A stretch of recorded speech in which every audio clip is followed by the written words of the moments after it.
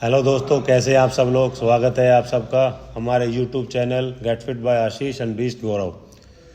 दोनों के YouTube channel को आप सब्सक्राइब कीजिए, काफ़ी अच्छा आपको सीखने को मिलेगा फिटनेस से रिलेटेड। तो जो आज हमारा वीडियो का बनाने का जो मेन मकसद है वो आप लोग को बताना है कि हमारी जर्नी कैसे स्टार्ट हुई और हमने उस जर्नी में क्या क्या अचीव किया। क्योंकि ये एक जो नए बिगिनर्स एथलीट्स होते हैं उनके लिए काफ़ी मोटिवेशनल रहेगा कि हमने भाई कैसे किस फेज से शुरू किया था। जैसे कि आप लोग फोटोज़ देख रहे होगे भी साइड में गौरव की, जैसे हमने स्टार्ट किया था और कितना कुछ हमने अचीव कर लिया एक पीरियड ऑफ टाइम में। उसका एक सीधा सा सिंपल सा वो है कि कंसिस्टेंसी हम लोगों को रखनी पड़ती है कि कहाँ से हम शुरू कर रहे हैं, गोल क्या है हमारा। तो स्टेप बाय स्टेप जब आप लोग एक किसी भी फील्ड में चलेंगे, कोई भी स्पोर्ट्स आप उठा लेंगे, तो आप क्या है कि आराम से कुछ ना कुछ अचीव करते चलेंगे। बस ये नहीं है कि आप जल्दबाजी मत करो कि मेरे को ये लेना है या ये करना है या वो करना है। जैसे आपका कोच आपको बोले आप कीजिए और बस पेशेंस रख के चलिए, जैसा गौरव ने रखा कि बहुत अच्छे से पेशेंस रख के उसने स्टार्ट किया था और स्मूथली हम लोगों ने किया, कोई जल्दबाजी नहीं करी किसी चीज़ को लेके। हमारा जो गोल था तो मेरे ख्याल में अगस्त में स्टार्ट हुआ था हमारा, 22 अगस्त को। तो 22 अगस्त को स्टार्ट किया था। अभी गौरव से जानते हैं कि कैसे चीज़ें शुरू हुई थी। तो जब मैं ये बात है 21 अगस्त की, तो मैंने प्रेप स्टार्ट कर दी थी। लगभग 15 दिन हुए थे और 98 kg बॉडी वेट था मेरा। तो गुरुजी का मैसेज आया मेरे पास कि हाँ भाई अब बार तैयारी शुरू कर ले और अब बार अच्छा करना है। तो मेरे माइंड में आया कि मैं 2 साल पहले ही कर चुका हूँ, तो मैं नहीं कर पा रहा था वो चीज़, मतलब कंडीशन नहीं आती। पिछले 2 साल से वो मिस्टर एन टॉप 5 में नहीं आ रहा था और मैं देख रहा था उसको एज अ कोच भी लगा लो कि 2018 से हम कनेक्ट थे। तो मेरे को समझ में आ रहा था कि गौरव लैग कहाँ पे कर रहा है। तो इसीलिए हम लोगों की बात भी हुई थी कि इस बार प्रेप शुरू करेंगे साथ में ही। तो इसीलिए मैंने इसको रैंडमली मैसेज भी डाल दिया था कि भाई चल प्रेप स्टार्ट करते हैं, क्योंकि आगे मुझे पता था इवेंट आने वाले हैं और अभी नहीं किया तो फिर लेट हो जाएगा, फिर हम उस चीज़ को नहीं कर पाएंगे। तो वही तो गुरुजी का मैसेज आया तो मैंने गुरुजी से बस एक ही बात कही मैंने कि गुरुजी शुरू करते हैं। तो गुरुजी ने मेरे से कहा कि बॉडी वेट तो मेरा 98 था, तो गुरुजी ने कहा कि बॉडी वेट का ना फ़ोटो भेजो। तो मैंने गुरुजी को फ़ोटो भेजे। फर्स्ट आप देख पा रहे होंगे, फ़ोटो डाल देता हूँ। जो फर्स्ट फ़ोटो गया था गुरुजी के पास कि मैं ऐसा था, तो गुरुजी ने जब फ़ोटो को देखा तो वही बताएंगे कि कैसा उनका एक्सप्रेशन जो भी कुछ भाई था। मैंने गौरव को तो नहीं बोला कि मेरे को कैसा लगा। मेरे को सच बताऊं तो बहुत ज़्यादा वो लगा कि यार गौरव ये कैसी कंडीशन है। ये तो मैंने इसको बोला कि ये क्या कर रखा है, इतनी ख़राब कंडीशन क्यों कर रखी है। बाकी ये नहीं बोला कि ये बहुत ज़्यादा टफ रहेगा हमारे लिए। बस मैंने बोला कि मेहनत करते हैं और करेंगे, जो होगा अपना बेस्ट लेके आएंगे। मैंने यही बोला था ना, मैंने कोई मेडल का प्रोमिस किया था मेरे ख्याल में, मैंने कुछ नहीं बोला। नहीं भाई ना मैंने ये कहा कि तुम इस बार मिस्टर हरियाणा ओवरऑल मारोगे या वहाँ पे जाके टॉप 10 आप नेशनल में सिलेक्ट हो जाओगे, मैंने कुछ भी नहीं बोला। बस ये था कि भाई अपना बेस्ट देंगे। वही चीज़ हमने स्टार्ट करी, प्रेप शुरू करी और वर्कआउट प्लान मैंने शेयर किया गौरव के साथ, डाइट प्लान शेयर किया, सप्लीमेंटेशन प्लान का पूरा शेयर किया। स्टार्ट किया हमने आराम से और आराम से weekly 1 kilo 1.5 kilo 2 kilo weight हमारा जाने लगा और कंडीशन उसकी बॉडी आराम से आने लगी। और वो पलवल से कर रहा था, मैं यहाँ से बता रहा था, तो वो भी एक बहुत बड़ा वो था कि वो एक अच्छा लिसनर है, चीज़ों को सीख रहा है। मैं बता रहा हूँ तो वो उस चीज़ को कैच करके आराम से अप्लाई भी कर रहा है। मतलब जितना मैंने उसको बोला उतना उसने करके दिया। जैसे कितना कार्डियो हमारा एक दिन का था। कार्डियो हमारा शुरू शायद 2 घंटे से ही हुआ था। 50 मिनट था, उसके बाद 2 ही हो गया था वो। उसके बाद धीरे धीरे वो बढ़ते 3 घंटे तक आ गया था। तो लास्ट हमारा शायद 3 घंटा कार्डियो गया था, 90 मिनट। 3 घंटे एक दिन का कार्डियो 3 घंटे वो कर रहा था कंटिन्यूअस। आप सोच के चलोगे कितना बॉडी फैट परसेंटेज था कि हमें कार्डियो 3 घंटे का करना पड़ रहा है। तो यहाँ एक मैसेज देना चाहूँगा कि अपनी प्रेप इस हिसाब से आप लोग रखें ऑफ सीजन में कि आपको कार्डियो 1 घंटे से ज़्यादा ना करना पड़े, उसके लिए ज़्यादा कुछ चीज़ें यूज़ ना करनी पड़े आपको। और स्टेज के लिए अगर रेडी होना है तो 1.5 से 2 महीने में आपकी बॉडी स्टेज के लिए रेडी हो जाए। उससे क्या होगा, आप लोग मेडिसिन का यूज़ कम करेंगे, अपनी बॉडी को हार्म कम करेंगे और आप अपने जो फिजिक है उसको और बेटर वर्जन में आप अचीव कर पाएंगे। ये सबसे बड़ा एक की पॉइंट है, आपको याद रखना है जो बिगिनर इस चीज़ को सुन रहे हैं कि ऑफ सीजन के नाम पे, गेलिंग के नाम के अपनी बॉडी को ना खराब ना करें।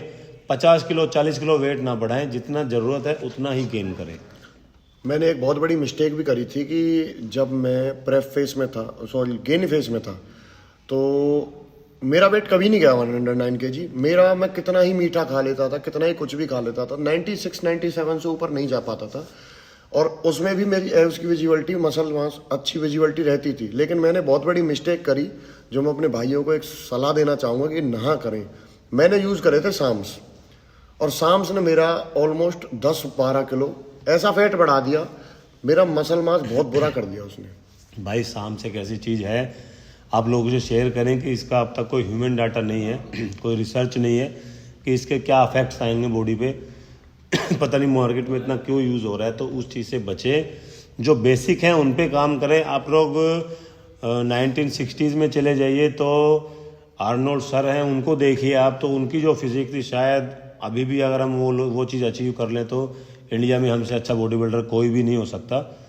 तो बेसिक पे काम करो, ज़्यादा एडवांस चीज़ों में मत घुसो, बेसिक चीज़ें पकड़ो। जो आपका कोच बोले, जो ज़्यादा एडवांस लेके जा रहा है उन चीज़ों से बचे, और बिल्कुल जो बेसिक्स जो चली आ रही है ना, उन्हीं चीज़ों को पकड़ के चलें तो आप एक अच्छे बॉडी बिल्डर जरूर बनेंगे, जैसा कि गौरव ने चीज़ों को फॉलो करा। तो फिर हमारा ट्रायल आया था, जो हमारा हिसार हुआ था, तैयारी अच्छी आ गई थी तब तक। हाँ, नवंबर, हाँ 4 नवंबर था मेरे साथ। कई बार ऐसा हुआ था कि गुरुजी मैं रास्ते में हूँ, वीडियो कॉल तुरंत ही अपडेट देने के लिए। तो मैंने कभी ऐसा नहीं किया कि अपने कोच से कुछ छुपाया, हमेशा हर चीज़ शेयर करी, हर चीज़ जब भी जो चीज़ उन्होंने बताई फॉलो करी, कभी अपना दिमाग 1% भी नहीं लगाया। नहीं यूज़ करा, ये तो मैं गारंटी के साथ बोलता हूँ, किसी ने बिल्कुल अपना माइंड यूज़ नहीं किया।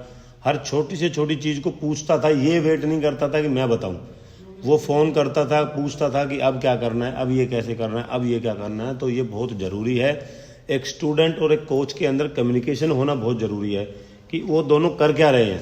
कोच को पता होना चाहिए उसका स्टूडेंट क्या कर रहा है, स्टूडेंट को पता होना चाहिए उसका कोच उसके साथ क्या कर रहा है। ये चीज़ें हो रही है तो क्यों हो रही है, 3 घंटे कार्डियो यूज़ हो रहा है तो क्यों हो रहा है, क्या रीज़न है, तो वो बताना चाहिए, तभी एक एथलीट अच्छे से उस चीज़ को प्रॉपरली कर पाता है। आजकल तो कोच ज़्यादातर लेवल निकाल देते हैं और बताते नहीं स्टूडेंट को, क्योंकि शायद उन्हें लगता होगा कि हमारी नॉलेज शेयर हो जाएगी गलती ये चीज़ें पुरानी चली आ रही हैं कि चीज़ों से लेवल निकाल लेना, बताना नहीं वो क्या करना है। तो नॉलेज शेयर करने में कोई बुराई नहीं है, मैं उसको कुछ सिखा पा रहा हूँ तो मेरे लिए बहुत बड़ी बात है, क्योंकि एट दी एंड 4 साल 5 साल बाद उसने भी एक कोच की तरह काम करना है, उसके पास भी स्टूडेंट्स होंगे, तो आज कुछ सीख पाएगा तो आगे उनको कुछ सिखा पाएगा। तो इसमें कभी भी नॉलेज शेयर करने में हेजिटेट नहीं होना चाहिए किसी को भी। मेरे व्यू से तो यही है, मैं कभी भी उस चीज़ में वो नहीं करता, हमेशा शेयर करता हूँ अपने लड़कों के साथ। तो हमारा पहला गेम था ट्रायल मिस्टर इंडिया के लिए, तो गुरुजी मेरे साथ गए। गुरुजी मेरे साथ हर गेम में गए हैं, चाहे वो कितना ही दूर है, कितना ही तबीयत खराब थी उनकी, कुछ भी था नहीं, वरना मैंने देखा है कोई कोच अपने स्टूडेंट के साथ नहीं जाता, बस बता देते हैं ये कर लेना, वहाँ जाके ये कर लेना, बस मोस्टली यही होता है। तो जब हम हिसार गए तो ट्रायल में हमने सिलेक्शन ले लिया। उसके बाद हमारा फिर गेम शायद कुछ ही दिन बाद 20-22 दिन बाद हमारा गेम था। और जो कि ये बता रहे हैं भाई कोच साथ होते थे, तो कोच का साथ होना बहुत ज़रूरी है, चीज़ें समझ में आती हैं। आप अपने एथलीट को भी नज़र रख सकते हो कि वो कर क्या रहा है ना, वो लास्ट मोमेंट तक चीज़ों पे नज़र रखते हैं, क्योंकि फ़ोन पे वो पॉसिबल नहीं है, आप कितना कॉल कर लोगे, कितना वीडियो कॉल कर लोगे। तो साथ में जाना बहुत ज़रूरी है। कोच हैं तो ज़रूरी है कि आप अपने एथलीट्स के साथ में जाएं, दूर पड़ रहा है तो भी जाना पड़ेगा, क्योंकि एथलीट तो आपका ही है, और कोई रीज़न है तो अलग बात है, नहीं तो कोशिश कीजिए कि जो आपका एथलीट है उसके साथ ज़रूर आप लोग इस चीज़ में उसको सपोर्ट करें। तो हम मिस्टर इंडिया गए और फर्स्ट डे हमारा वेइंग था, फिर हमने प्री जजिंग क्लियर करी। जब प्री जजिंग मैंने क्लियर करी तो प्री जजिंग में टॉप 10 आना था फर्स्ट डे में हमको। तो जब मैं टॉप 10 आया तो मुझे याद है गुरुजी बता रहे थे कि मेरी आंखों से आंसू आ गए थे, मुझे बहुत अच्छा फील हुआ था। मुझे वैल्यू थी, मुझे पता था कि टॉप 10 की क्या वैल्यू है। नेशनल के अंदर टॉप 10 पकड़ना बहुत बड़ी बात होती है और बहुत ज़्यादा वो होता है। तो जब इसने टॉप 10 क्लियर किया तो मेरे लिए एक बहुत बड़ा मोमेंट था एज अ कोच, क्योंकि एज अ कोच हम लोग मतलब एज अ कोच और एथलीट हमारे लिए पहला गेम था, और वो भी नेशनल, इतना बड़ा गेम है ना, और इतने अच्छे एथलीट IBBF का नेशनल सबके सामने, सबको पता है कितना ज़्यादा टफ होता है, इसमें कोई कहने वाली बात ही नहीं है, हर बंदा जानता है। तो मेरे लिए तो बहुत बड़ा प्राउड मोमेंट था कि वो टॉप 10 में सिलेक्ट हो रहा है। उसके बाद फाइनल्स था हमारा अगले दिन, तो फाइनल में हमने टॉप 6 क्रैक किया। हाँ, तो गुरुजी ऑलमोस्ट टॉप 5 में आ गए थे। टॉप 5 में आ गए थे। तो गुरुजी बहुत खुश हुए, सभी खुश हुए, क्योंकि पहली बार में ये अचीवमेंट मुझे नहीं लगता कोई आसानी से ले पाता, नहीं मिल पाती, क्योंकि मैंने बहुत से ऐसे लोगों को देखा है वहाँ पे मेरी कैटेगरी में 40 एथलीट थे और हर बार शायद ऑलमोस्ट 30-40 एथलीट आते ही आते हैं इस कैटेगरी। IBBF के अंदर 40 से 50 एथलीट आपको मिलेंगे 80 kg कैटेगरी में इतने रहते हैं आराम से। और कितने ऐसे एथलीट हैं जो बेचारे टॉप 10 नहीं आते और वो थैंक यू लेके अपने घर चले जाते हैं ग्रीन रूम में। बहुत होता है। तो उनकी दिल की उनसे 2 बार तो मैं ही नेशनल खेला हूँ, तो मुझे पता है कि टॉप 10 की क्या वैल्यू होती है। तो उनकी दिल की तो वही जानते हैं गुरुजी। मतलब टॉप 10 आना अपने आप में एक बहुत बड़ा आपने मेडल तो है। भुगता भी है। हाँ, बहुत बड़ा मेडल है अपने आप में टॉप 10 आना। तो टॉप 10 आने का मतलब है कि आप उस वेट कैटेगरी में अपने इंडिया के अंदर ना आप टॉप 10 एथलीट्स में है। वो एक बहुत बड़ा अचीवमेंट होता है पूरे इंडिया के अंदर। बॉडी बिल्डिंग में अगर आप कोई भी किसी भी वेट कैटेगरी में टॉप 10 पकड़ रहे हैं तो बहुत बड़ी बात है। और ओवरऑल जो बंदा जीत रहा है वो तो देखो उसका तो कोई मुकाबला ही नहीं है किसी के सामने। तो गुरुजी ने देख लिया था जब हम इंडिया खेल के घर आ गए थे कि पोटेंशियल है, हम कर सकते हैं। तो गुरुजी ने कहा अब हम सारे ही गेम खेलेंगे, अब हम कोई भी गेम नहीं छोड़ेंगे। तो हमने 1.5 महीने का ऑफ लिया था। 1.5 महीना हमने रेस्ट दिया था बॉडी को, हर चीज़ से, मेडिसिन से भी रेस्ट दिया था और वर्कआउट लोड भी थोड़ा कम किया था। बॉडी को थोड़ा न्यूट्रिशन वैल्यू हमने चेंज किया था, कार्ब्स बढ़ाया था। और मतलब जो उस टाइम पे प्रेप सीजन था और ऑफ सीजन में थोड़ा फ़र्क तो होता ही है, कार्ब्स बढ़ जाता है। तो 1.5 महीना आराम से पूरा प्रॉपरली इसको रेस्ट दिया गया था, क्योंकि मुझे पता था वो आगे जो सीज़न आएगा वो लंबा आएगा। मैंने बोला भी था कि जो अब हमारा सीज़न आ रहा है वो लंबा आ रहा है।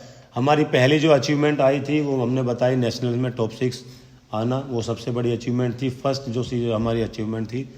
उसके बाद हमारी डेट्स आ गई, हरियाणा की डेट्स आ गई, मिस्टर हरियाणा की, भाई इस दिन हर मिस्टर हरियाणा है। फिर घर में शादी भी थी, तो कितना डिफिकल्ट रहा। गुरुजी ने बताया कि ऐसे ऐसे हरियाणा की डेट आ गई है, अब हम अपनी तैयारी को दोबारा शुरू करते हैं। तो हमने फरवरी 5-6 तारीख के समथिंग दोबारा स्टार्ट की थी प्रेप अपनी। तो मेरे ब्रदर की शादी थी 18 का, तो शायद फरवरी का उनकी 18 सगाई थी और फिर 22 को शादी थी, 3-4 उसके बाद फंक्शन 26 को थे रिसेप्शन था। हाँ, तो मतलब 5 दिन का समथिंग 4-5 दिन का था वो। तो मुझे याद है मैंने अपने भाई की शादी में कुछ भी नहीं खाया उस दिन। मैं अपने चिकन साथ लेके गया था उसकी शादी पे। मैंने हाँ। तो शादी में वहाँ बैठ के टेबल पे चिकन खा रहा है वो बैठ के। सोचो कि घर में शादी है, 10-15 दिन बाद गेम है मिस्टर हरियाणा, जहाँ से वो हर बार टॉप 5 से बाहर निकल रहा है, वो गेम है। तो उस गेम की वैल्यू बहुत होती है, जहाँ आप टॉप 5 ही नहीं पकड़ पाए अब तक, इतना टाइम आपको हो गया। तो वो गेम भी था, प्लस घर में शादी को भी देखना है, बड़ा है, छोटे भाई की शादी है, सब खुद मैनेज करना है। प्लस फैमिली का सपोर्ट भी था कि यार इस पर कम से कम प्रेशर रखते हैं। तो अंकल आंटी ने वो भी काफ़ी कोशिश करी कि इस पर जितना कम से कम लोड हम डाल पाएँ, तो वो चीज़ भी इसलिए इसके लिए काफ़ी हेल्पफुल रही थी। तो फिर हमारी गेम की डेट आ गई, हमने तैयारी पीक वीक अपना अच्छा किया। उसके बीच में डेट से पहले मैं गुरुजी के पास आया था समथिंग 10 दिन पहले। हाँ, तो मेरी बॉडी सॉफ्ट पड़ गई थी। उन्होंने देखा कि बॉडी नहीं दिख रही है हार्ड। हाँ, शादी के बाद मैंने इसको बुलाया कि यार एक बार आ, कम से कम हम देखते हैं कि बॉडी कैसी चल रही है हमारी। तो ये आया तो मेरे को दिखा कि स्ट्रेस का बहुत बड़ा इम्पैक्ट इसके बॉडी पे आया। ये ना बिल्कुल एकदम सॉफ्ट लग रहा था, गेम को हमारे ज़्यादा दिन नहीं बचे थे। मैं समझ गया कि स्ट्रेस है, और वो थोड़ा चिड़चिड़ा भी हो रहा था, बोल रहा था मेरे को गुस्सा ज़्यादा आ रहा है। तो मेरे को रीज़न समझ में आ गया। मैंने इसको सुबह का क्या था, जो ये 6 बजे जिम में जा रहा था, मैंने इसको बोला कि तू 7:30 बजे उठ। रात को 1.5 से 2 घंटे की नींद हमने बढ़ा दी, क्लाइंट कम कर दिए, इसकी पर्सनल ट्रेनिंग के जो क्लाइंट है। और उसके बाद इसका जो कार्डियो था वो 3 घंटे से हम 1 घंटे पे आ गए। 2 घंटे का कार्डियो इसका बंद कर दिया, नींद हमने इसकी बढ़ा दी, और वर्कआउट में भी चेंजेस करे हमने। बॉडी 3-4 दिन में हार्ड हो गई अपने आप ही। वो खुद बताएगा कि कितना उसको रिलैक्स मिला उससे। तो बॉडी 3-4 दिन में बिल्कुल ही चेंज हो गई, हार्ड हो गई, और 1 हफ्ते में तो day by day he change हो गई लास्ट तक। ये जब हमने कार्डियो कम कर दिया, नींद ज़्यादा कर दी, स्लीप ज़्यादा हो रहा है, तो वो क्या हो गया, स्ट्रेस लेवल जो था हमारा वो बिल्कुल डाउन आ गया, और उसकी बॉडी ने रिस्पॉन्स करना शुरू कर दिया। उसकी वजह से ना उसको वो जो हमें कंडीशन चाहिए थी वो अचीव होने लगी। तो हमारा गेम था जिस दिन, हम सुबह बॉडी वेट देके गुरुजी ने कहा हम यहाँ नहीं रुकेंगे, हम रेस्ट करेंगे। तो हमने रूम लिया और रूम पे हमने रेस्ट किया। अब हम रूम का भी आपको एक बाद में बताएंगे कि ये क्यों ज़रूरी था दिन में रूम लेकर रेस्ट करना। तो कंपटीशन हम खेले। तो कंपटीशन में क्या था कि मैंने अपनी मर्जी से क्लासिक का भी भर दिया था। गुरुजी ने कहा था हम बॉडी बिल्डिंग ही खेलेंगे। मैंने गुरुजी कोई बात नहीं, 1 मेडल हो जाएगा, अच्छी बात है। थोड़ा लालच था वो। तो पहला गेम क्लासिक ही था। तो मैं स्टेज पे चढ़ा, मैं 2021 में सेकंड आ गया था क्लासिक में, लेकिन अब की बार मेरा इतनी अच्छी बॉडी लेके थर्ड आया। अब वो शायद मेरी बॉडी में क्लासिक के अकॉर्डिंग मसल मास ज़्यादा था, जो भी है। भाई मुझे पता था कि वो क्लासिक में सूट नहीं करेगा मेरे को।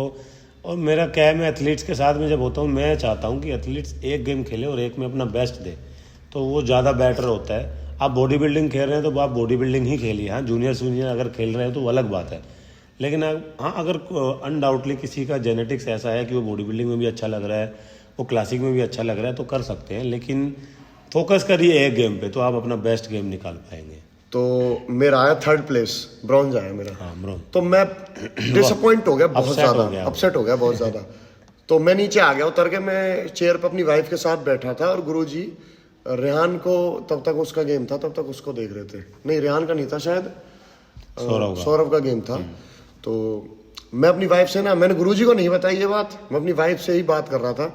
मैं ना एक, अब तक भी नहीं बताई मैंने।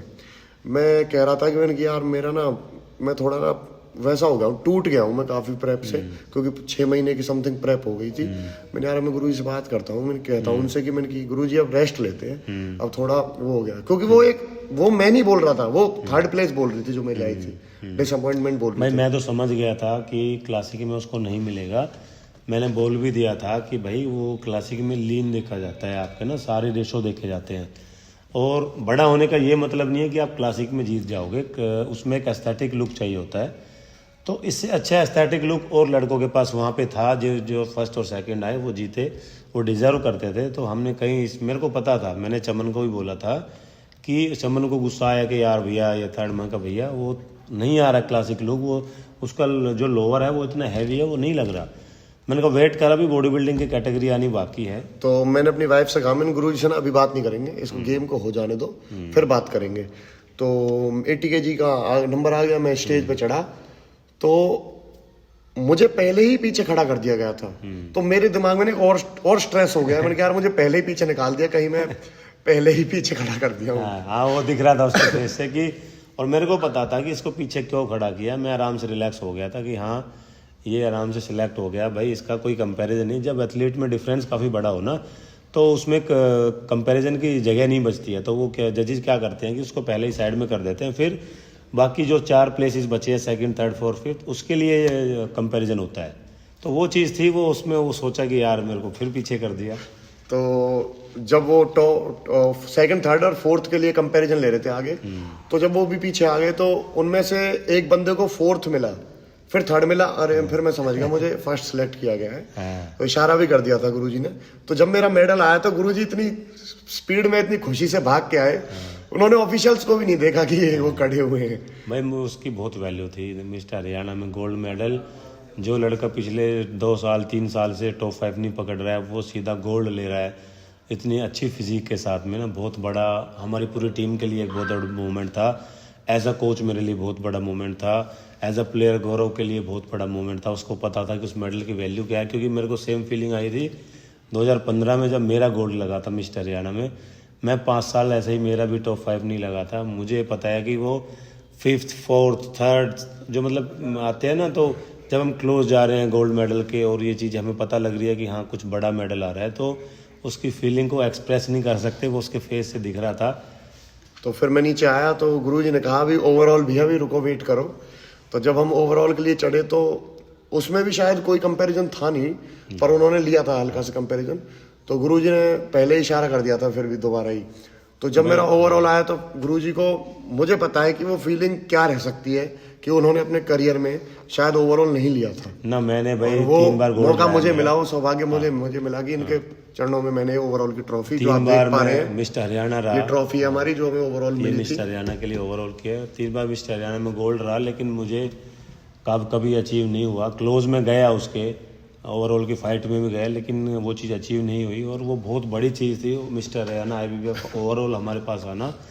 और जो 10 मिनट पहले सोच रहा था कि मैं अब गेम नहीं खेलूंगा इस सीज़न में, उसके लिए कि उसको ओवरऑल चैंपियन है वो इस बार का, तो ये एक बहुत बड़ा इंडिकेशन है कि कभी भी है ना, आप लोग डिसअपॉइंट ना हो। अब मैंने हमेशा बोलता हूँ अपना बेस्ट लेके आओ, मैटर नहीं करता आपको क्या मिल रहा है। लाइनअप में अगर आपसे अच्छा कोई है तो वो जीतेगा, उसमें आप कुछ नहीं कर सकते।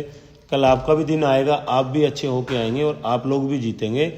तो यही चीज़ आपके लिए भी बोली जाएंगी कि यार वो लड़का बहुत अच्छा था।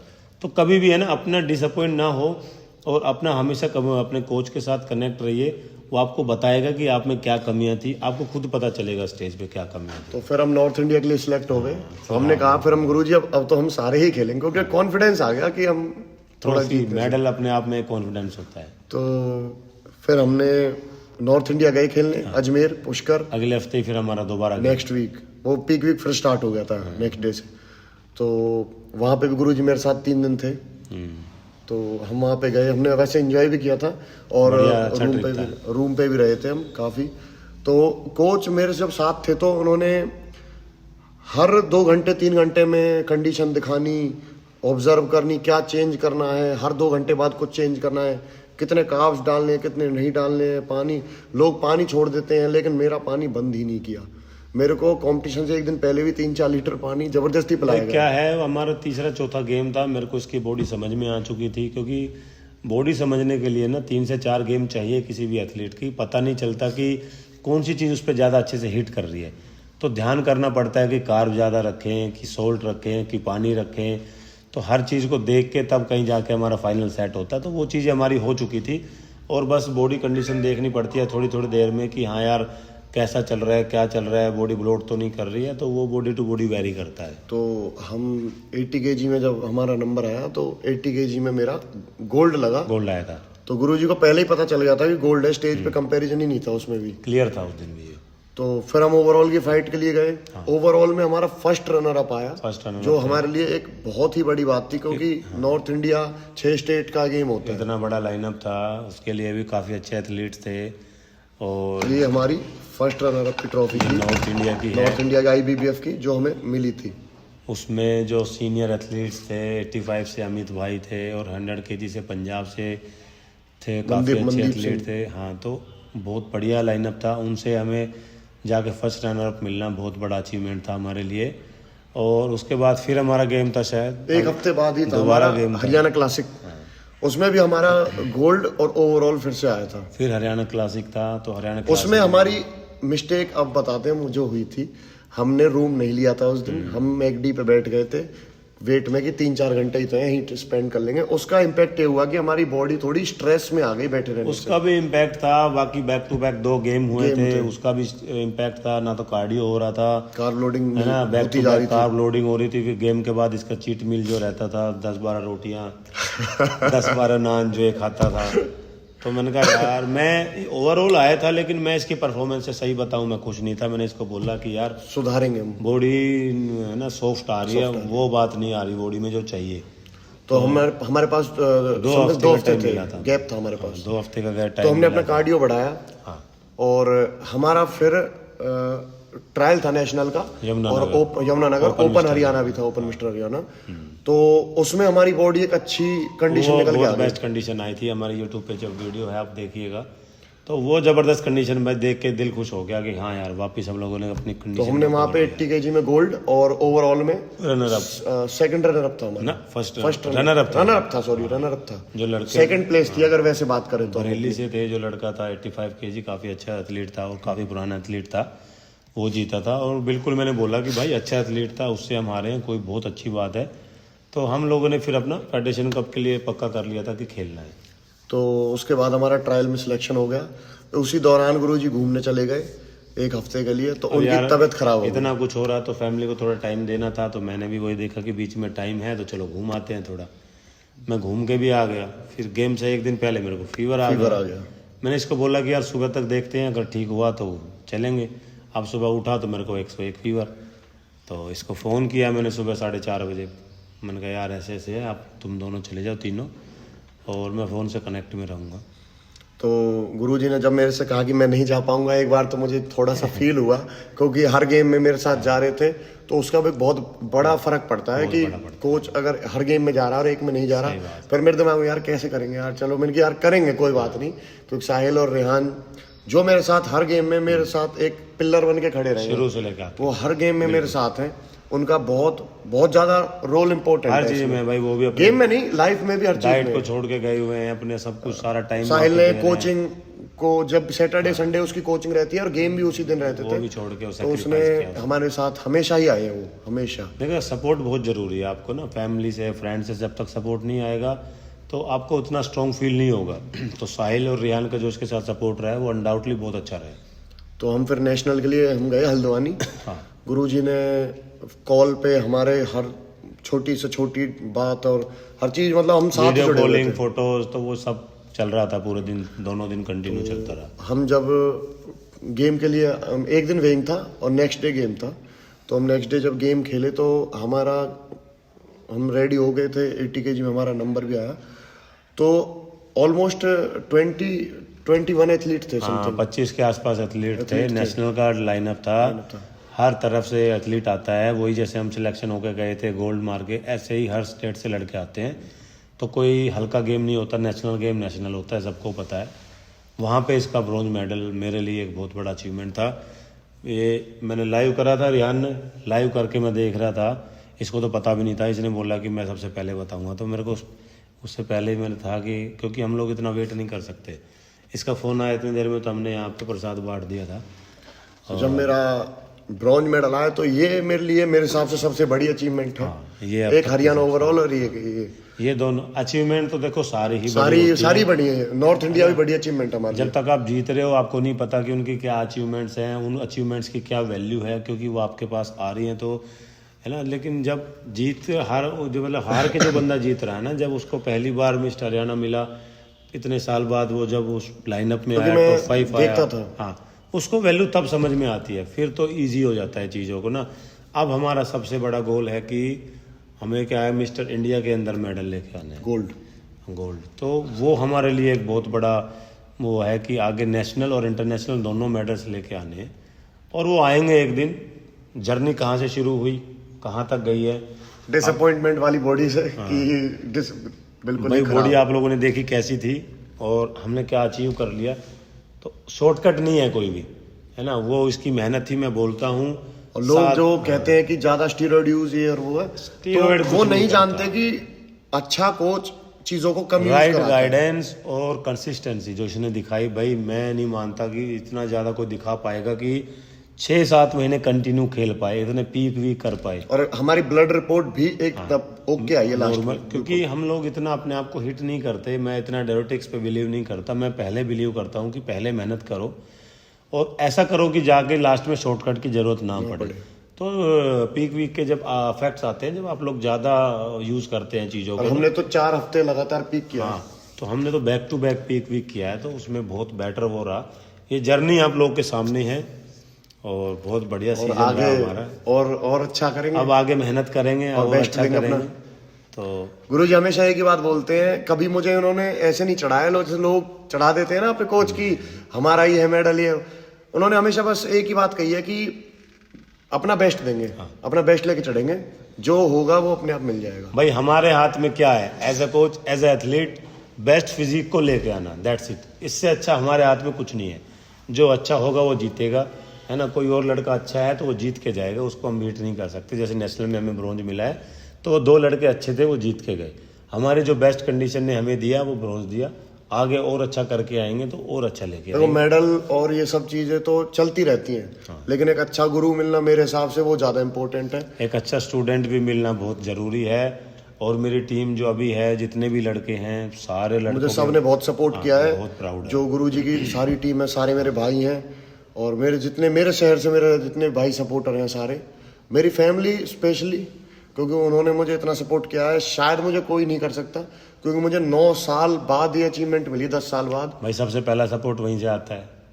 जब अंकल ने मुझे बताया कि भाई घर से सपोर्ट नहीं होता था इसको, भाई आंटी बोलती थी कि ये क्या कर रहा है, किस गेम में घुसा हुआ, कैसे कैरियर बनाएगा। देखो पेरेंट्स को अपने बच्चों की चिंता होती है और उनको बिल्कुल सही चिंता थी। तो आराम से ना सारे सपोर्ट मिलने शुरू हो जाते हैं कि लड़का मेहनत बस कर रहा आप है, लगे रहो। हाँ, तो कुछ करके मानेगा यार, उसने अचीव करके दिखाया। तो ऑब्वियस ही बात है, अपने घर वालों का विश्वास जीतना बहुत बड़ी चीज होती है। क्योंकि बहुत लोग होते हैं जो आपके पीछे बातें बना देते हैं, क्या टाइम वो तो हर जगह मिलेंगे आपको। लेकिन वही लोग बाद में आपकी अचीवमेंट को फिर वाह-वाही भी देते हैं कि बहुत अच्छा किया, हमारा नाम कर दिया।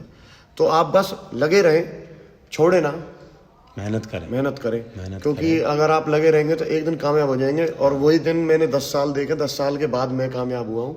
और 2 साल गेम खेलने के बाद मैं गुरुजी के पास आके ये सब चीज़ें करी है मैंने। तो भाई टाइम लगता है, एथलीट अपनी बॉडी को समझ नहीं पाता है, कोच ही उसकी बॉडी को अच्छे से समझ पाएगा, उसको राइट गाइडेंस दे पाएगा। तो ऐसे ही आप लोग मेहनत करते रहिए, आप लोग भी अचीव करेंगे। हमारे लिए भी और बहुत सारे गोल्स हैं एज अ कोच, मेरे पास भी काफ़ी गोल्स हैं एथलीट्स के लिए। तो मैं भी मेहनत कर रहा हूँ, आप लोग भी कीजिए, गौरव भी कर रहा है पूरी कंसिस्टेंसी के साथ। चैनल को सब्सक्राइब नहीं किया है तो बीस्ट गौरव और गेट फिट बाय आशीष दोनों को आप सब्सक्राइब कर लीजिए। काफ़ी कुछ सीखने को मिलेगा, काफ़ी लंबी वीडियो हो गई। आई होप आप लोग बोर नहीं हुए होंगे। कोई लास्ट मैसेज एथलीट्स के लिए?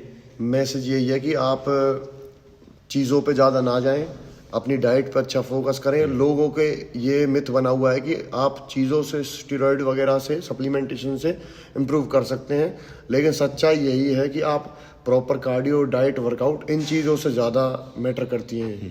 तो शॉर्टकट यूज़ ना करें। और आप खुद देख लीजिए, आपके सामने मैं बैठा हूँ और गुरुजी ने भी किया है, तो मुझे 10 साल लगे हैं। और लोग अगर ये सोचते हैं 6 महीने में कुछ अचीव कर लेंगे, 1 साल में कर लेंगे, तो ये बहुत गलत है। इस लेवल पे जो आप देख पा रहे हैं, इस लेवल पे आने के लिए 10 साल लगे हैं। ये सारी IBBF की ट्रॉफी है।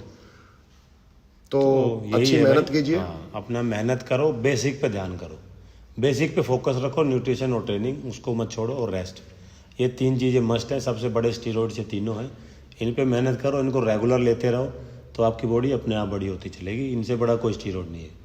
ठीक है, मिलते हैं फिर एक नई वीडियो में तो आगे। दोबारा मिलेंगे आप लोगों से नई अचीवमेंट्स के साथ में। तब तक स्टे ट्यून, और ऐसे ही आप लोग प्यार बनाए रखिएगा।